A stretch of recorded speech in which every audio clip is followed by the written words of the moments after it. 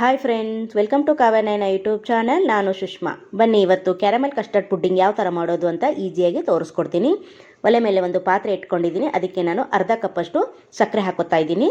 ಹಾಗೆ ಎರಡೆರಡು ಟೇಬಲ್ ಸ್ಪೂನಷ್ಟು ನಾನು ನೀರನ್ನು ಸೇರಿಸ್ಕೊತಾ ಇದ್ದೀನಿ. ಯಾಕೆಂದರೆ ನಾವು ಇಲ್ಲಿ ಕ್ಯಾರಮೆಲ್ನ ಮಾಡ್ಕೋಬೇಕು, ಜಾಸ್ತಿ ನೀರು ಹಾಕಕ್ಕೆ ಹೋಗಬಾರ್ದು. ನೋಡಿ, ಇವಾಗ ಚೆನ್ನಾಗಿ ಸಕ್ಕರೆ ಕರಗಬೇಕು. ನೋಡಿ, ಕಲರ್ ಚೇಂಜ್ ಆಗೋವರೆಗೂ ಸಕ್ಕರೆನ ನಾವು ಕೈ ಬಿಡ್ದಂಗೆ ಲೋ ಫ್ಲೇಮಲ್ಲಿ ಈ ಥರ ನಾವು ನೋಡಿ ಈ ಥರ ಕರಗಿಸ್ತಾ ಇರಬೇಕು.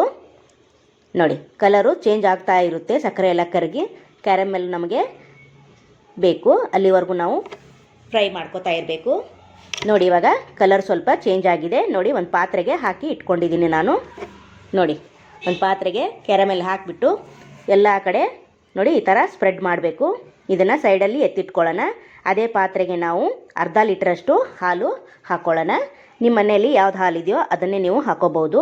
ನಾನಿಲ್ಲಿ ಅರ್ಧ ಲೀಟ್ರ್ ಹಾಲಷ್ಟು ಹಾಕೋತಾ ಇದ್ದೀನಿ. ಇದು ಚೆನ್ನಾಗಿ ಕುದಿಬೇಕು.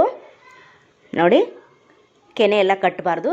ಹಾಗೆ ಕೈ ಬಿಡ್ದಂಗೆ ನಾವು ಕಲಿಸ್ತಾ ಇದನ್ನ ಕುದಿಸ್ಕೊಳ್ಳೋಣ. ಅಲ್ಲಿವರೆಗೂ 2 ಟೇಬಲ್ ಸ್ಪೂನಷ್ಟು ಕಸ್ಟರ್ಡ್ ಪುಡಿನ ನಾವು ಕಲಿಸ್ಕೋಬೇಕು. ಕಲಸಿ ಒಂದು ಬೌಲಲ್ಲಿ ಇಟ್ಕೋಬೇಕು ಮೊದಲೇ. ನೋಡಿ, ಈ ಸ್ಪೂನಲ್ಲಿ ನಾನು 2 ಟೇಬಲ್ ಸ್ಪೂನಷ್ಟು ಕಸ್ಟರ್ಡ್ ಪುಡಿನ ತಗೊಂಡಿದ್ದೀನಿ. ನೋಡಿ, ಇವಾಗ 1/4 ಕಪ್ಪಷ್ಟು ನೀರು ಹಾಕಿ ಇದನ್ನು ಗಂಟೆಲ್ಲ ಹೋಗಬೇಕು ಅಲ್ಲಿವರೆಗೂ ಚೆನ್ನಾಗಿ ಮಿಕ್ಸ್ ಮಾಡ್ಕೋಬೇಕು ನಾವು. ನೋಡಿ, ಇದೆಲ್ಲ ಕರಗಬೇಕು. ನೋಡಿ, ಇದನ್ನು ಮುಂಚೆನೇ ಕರಗಿಸಿ ನಾವು ಎತ್ತಿಟ್ಕೋಬೇಕು. ನೋಡಿ, ಹಾಗೆ ನಮ್ಮ ಚಾನಲ್ನ ಇನ್ನೂ ಯಾರು ಸಬ್ಸ್ಕ್ರೈಬ್ ಮಾಡ್ಕೊಂಡಿಲ್ಲ, ಪ್ಲೀಸ್ ಹೋಗಿ ಸಬ್ಸ್ಕ್ರೈಬ್ ಮಾಡ್ಕೊಳ್ಳಿ. ಬೆಲ್ ಐಕನ್ನ ಪ್ರೆಸ್ ಮಾಡಿ ಆಲ್ ಅನ್ನೋ ನೋಟಿಫಿಕೇಷನ್ನ ಸೆಲೆಕ್ಟ್ ಮಾಡಿಕೊಂಡ್ರೆ ನಾವು ಹಾಕೋ ವೀಡಿಯೋ ಎಲ್ಲ ಮೊದಲು ನಿಮಗೆ ಬರುತ್ತದೆ ಫ್ರೆಂಡ್. ಆಗ ಎಲ್ರಿಗಿಂತ ಮುಂಚೆ ನೀವೇ ನೋಡ್ಬೋದು. ನೋಡಿ, ಇವಾಗ ಹಾಲು ಚೆನ್ನಾಗಿ ಕುದೀತಾ ಇದೆ. ನೋಡಿ ನೋಡಿ ಹಾಲು ಚೆನ್ನಾಗಿ ಕುದಿ ಬಂದಿದೆ. ಈಗ ಒಂದು 5 ನಿಮಿಷ ನಾವು ಚೆನ್ನಾಗಿ ಕುದಿಸ್ಕೋಬೇಕು. ಇವಾಗ ಇದಕ್ಕೆ ಸಕ್ಕರೆನ ಸೇರಿಸ್ಕೊಳ್ಳೋಣ. ಅರ್ಧ ಲೀಟ್ರ್ ಹಾಲಿಗೆ ನಾನು ಅರ್ಧ ಕಪ್ಪಷ್ಟು ಸಕ್ಕರೆ ಹಾಕೋತಾ ಇದ್ದೀನಿ. ಮತ್ತು ಸಕ್ಕರೆ ಎಲ್ಲ ಕರಗಬೇಕು. ಇದು ಅಲ್ಲಿವರೆಗೂ ಮತ್ತೆ ಕುದಿಸ್ಕೋಬೇಕು ಹಾಲನ್ನ.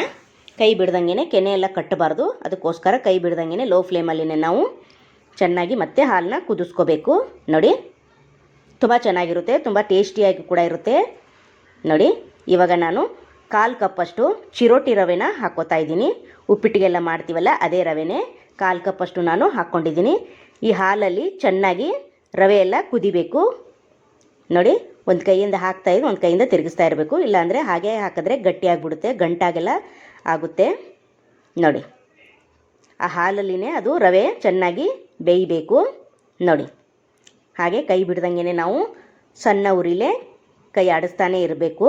ನೋಡಿ, ಚೆನ್ನಾಗಿ ಕುದೀತಾ ಇದೆ. ಈಗ ಇದಕ್ಕೇ 1/4 ಟೀ ಸ್ಪೂನಷ್ಟು ಏಲಕ್ಕಿ ಪುಡಿನ ಸೇರಿಸ್ಕೊತಾ ಇದ್ದೀನಿ. ನೋಡಿ, ಎಗ್ಗಿಂದ ಮಾಡ್ಬೋದು, ಬ್ರೆಡ್ಡಿಂದ ಮಾಡ್ಬೋದು. ನಾನು ಎಗ್ ಯೂಸ್ ಮಾಡ್ತಾ ಇಲ್ಲ, ಹಾಗೆ ಬ್ರೆಡ್ಡಲ್ಲೂ ಕೂಡ ಮಾಡ್ತಾ ಇಲ್ಲ. ನಾನು ಹಾಲಲ್ಲಿ ಮಾಡಿ ತೋರಿಸ್ತಾ ಇದ್ದೀನಿ. ನೆಕ್ಸ್ಟ್ ಟೈಮ್ ಬೇಕಂದರೆ ನೀವು ಯಾವ ಥರ ಏನಾದರೂ ಬ್ರೆಡ್ಡಲ್ಲಿ ಅಥವಾ ಎಗ್ಗಲ್ಲಿ ಮಾಡಿ ತೋರಿಸು ಅಂದರೆ ನಾನು ಕಮೆಂಟಲ್ಲಿ ತಿಳಿಸಿ, ನಾನು ಮಾಡಿ ತೋರಿಸ್ತೀನಿ. ನೋಡಿ, ಮತ್ತೆ ಕೈ ಬಿಡ್ದಂಗೆ ಇದನ್ನು ತಿರುತ್ತಾ ಇರಬೇಕು. ನೋಡಿ, ಇವಾಗ ಸಕ್ಕರೆ ಮತ್ತು ಏಲಕ್ಕಿ ಪುಡಿ ಮಿಕ್ಸ್ ಆಗಿದೆ, ಸಕ್ಕರೆ ಕೂಡ ಕರಗಿದೆ, ಹಾಗೆ ರವೆ ಕೂಡ ಚೆನ್ನಾಗಿ ಮೆತ್ತಗಾಗಿದೆ, ಅಂದರೆ ಹಾಲಲ್ಲಿ ಕುದ್ದಿದೆ. ಇವಾಗ ಇದಕ್ಕೇನೆ ನಾವು ಕಸ್ಟರ್ಡ್ ಪುಡಿನ ಮಿಕ್ಸ್ ಮಾಡಿ ಇಟ್ಕೊಂಡಿದ್ದೀವಲ್ಲ ನೀರಲ್ಲಿ, ನೋಡಿ ಅದನ್ನು ಒಂದೊಂದು ಸತಿ ಮಿಕ್ಸ್ ಮಾಡಿಕೊಂಡು ಹಾಲಿಗೆ ಹಾಕ್ಕೊಂಡು ಕಲಿಸ್ಕೋಬೇಕು. ನೋಡಿ, ಏನಕ್ಕೆ ಅಂದರೆ ಗಟ್ಟಿ ಬರುತ್ತೆ ಹಾಲು, ಅದಕ್ಕೋಸ್ಕರ ನಾವು ಕಸ್ಟರ್ಡ್ ಪುಡಿನ ಕಲಸಿ ಹಾಕೋಬೇಕು. ಡೈರೆಕ್ಟಾಗಿ ಹಾಲಿಗೆ ಹಾಕೋಬಾರ್ದು. ಡೈರೆಕ್ಟಾಗಿ ಹಾಲಿಗೆ ಹಾಕ್ಕೊಂಡ್ರೆ ಗಂಟಾಗೋ ಸಾಧ್ಯತೆ ಇರುತ್ತೆ. ಅದಕ್ಕೋಸ್ಕರ ಬೌಲಲ್ಲೇ ಮೊದಲೇ ಕಲಸಿ ಇಟ್ಕೋಬೇಕು. ಇವಾಗ ಹಾಲು ಚೆನ್ನಾಗಿ ಕುದೀತಾ ಇರೋವಾಗ ಇದನ್ನು ಹಾಕಬೇಕು. ಇವಾಗ ಹಾಲು ಚೆನ್ನಾಗಿ ಗಟ್ಟಿ ಬಂದುಬಿಡುತ್ತೆ ಇದು. ನೋಡಿ, ಕೈ ಬಿಡ್ದಂಗೆ ಮತ್ತೆ ಕಲಿಸ್ತಾನೆ ಇರಬೇಕು. ನೋಡಿ ಎಷ್ಟು ಗಟ್ಟಿ ಬಂತಿದೆ ಅಂತ. ಇವಾಗ ಒಲೆನ ಆಫ್ ಮಾಡ್ಕೊಳ್ಳೋಣ ಫ್ರೆಂಡ್ಸ್. ನೋಡಿ, ಆವಾಗಲೇ ಕ್ಯಾರಮೆಲ್ನ ಹಾಕ್ಕೊಂಡು ಪಾತ್ರೆ ರೆಡಿ ಮಾಡ್ಕೊಂಡವಲ್ಲ, ಅದಕ್ಕೇ ಇದನ್ನು ಪುಡ್ಡಿಂಗ್ನ ಹಾಕ್ಕೋಬೇಕು. ನೋಡಿ ನೋಡಿ ಎಷ್ಟು ಗಟ್ಟಿ ಬಂದಿದೆ ಅಂತ. ಕಸ್ಟರ್ಡ್ ಪುಡಿ ಹಾಕಿದ ತಕ್ಷಣ ಗಟ್ಟಿ ಬಂದುಬಿಡುತ್ತೆ ಫ್ರೆಂಡ್ಸ್. ನೋಡಿ, ಹಾಗೆ ಒಂದು ಪಾತ್ರೆಗೆ ಒಂದು ಸ್ಟ್ಯಾಂಡ್ ಇಟ್ಬಿಟ್ಟು 1-2 ಗ್ಲಾಸಷ್ಟು ನೀರಿಟ್ಟು ಕುದಿಯೋದಕ್ಕೆ ಬಿಡಬೇಕು. ಕುದ್ದಾದಮೇಲೆ ಒಂದು 5 ನಿಮಿಷ ಬಿಟ್ಟು ಈ ಪಾತ್ರೆನ ಅದರ ಮೇಲೆ ಇಟ್ಟು ಒಂದು 30 ನಿಮಿಷ ನಾವು ಹಬೆಯಲ್ಲಿ ಬೇಯಿಸಬೇಕು. ಮುಚ್ಚಳ ಚೆನ್ನಾಗಿ ಗಟ್ಟಿಯಾಗಿ ಮುಚ್ಚಬೇಕು. ಸ್ವಲ್ಪ ಕೂಡ ಗಾಳಿ ಆಚೆ ಹೋಗಬಾರ್ದು. ಅಷ್ಟು ಟೈಟಾಗಿ ಮುಚ್ಚಳ ಮುಚ್ಚಿ ಮೇಲೆ ತಟ್ಟೆ ಒಂದು ಮುಚ್ಚಬೇಕು.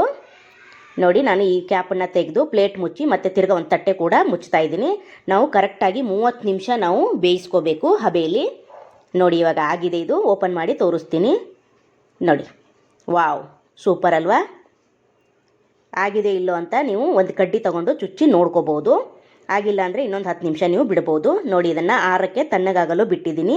ತಣ್ಣಗಾದ ಮೇಲೆ ಫ್ರಿಜ್ಜಲ್ಲಿ ಒಂದು 3 ಅವರ್ನ ಫ್ರಿಜ್ಜಲ್ಲಿ ಇಡಬೇಕು. ನೋಡಿ, ನಾನು ಫ್ರಿಜ್ಜಲ್ಲಿ ಇಟ್ಟು ಆಚೆ ತೆಗೆದಿದ್ದೀನಿ. ಇವಾಗ ಓಪನ್ ಮಾಡಿ ತೋರಿಸ್ತೀನಿ ನಿಮಗೆ ಎಷ್ಟು ನೀಟಾಗಿ ಬಂದಿದೆ ಅಂತ. ನೋಡಿ, ಚಾಕುವಿನ ಸಹಾಯದಿಂದ ಸೈಡೆಲ್ಲ ಬಿಡಿಸ್ತಾ ಇದ್ದೀನಿ. ನೋಡಿ, ಸೂಪರ್. ನೋಡಿ, ಇವಾಗ ತಟ್ಟೆಗೆ ಸರ್ವ್ ಮಾಡ್ಕೊಳ್ಳೋಣ.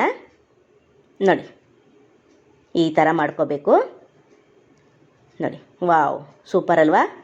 ನೋಡಿ, ಎಷ್ಟು ಸಖತ್ತಾಗಿ ಬಂದಿದೆ ಅಲ್ವಾ ಫ್ರೆಂಡ್? ನೀವು ಒಂದು ಸತಿ ಟ್ರೈ ಮಾಡಿ ಯಾವ ಥರ ಬಂತು ಅಂತ ಕಮೆಂಟಲ್ಲಿ ತಿಳಿಸಿ ಫ್ರೆಂಡ್. ಹಾಗೆ ನಮ್ಮ ಚಾನಲ್ನ ಸಪೋರ್ಟ್ ಮತ್ತು ಸಬ್ಸ್ಕ್ರೈಬ್ ಮಾಡೋದನ್ನು ಮರಿಬೇಡಿ ಫ್ರೆಂಡ್. ಹಾಗೆ ನಿಮ್ಮ ಫ್ರೆಂಡ್ಸು ಫ್ಯಾಮಿಲಿಗೆಲ್ಲ ಶೇರ್ ಮಾಡಿ. ನೋಡಿ, ಒಂದು ಕಟ್ ಮಾಡಿ ತೋರಿಸ್ತಾ ಇದ್ದೀನಿ ನಿಮಗೆ. ಎಷ್ಟು ಸಾಫ್ಟಾಗಿ ಬಂದಿದೆ ನೋಡಿ ಫ್ರೆಂಡ್. Wow, super. ಮಕ್ಕಳಿಗೆಲ್ಲ ಮಾಡಿಕೊಡಿ. ಬೇಸಿಗೆ ರಜೆ ಬರ್ತಾ ಇದೆ, ಬಂದಿದೆ ಆಲ್ರೆಡಿ ಕೂಡ.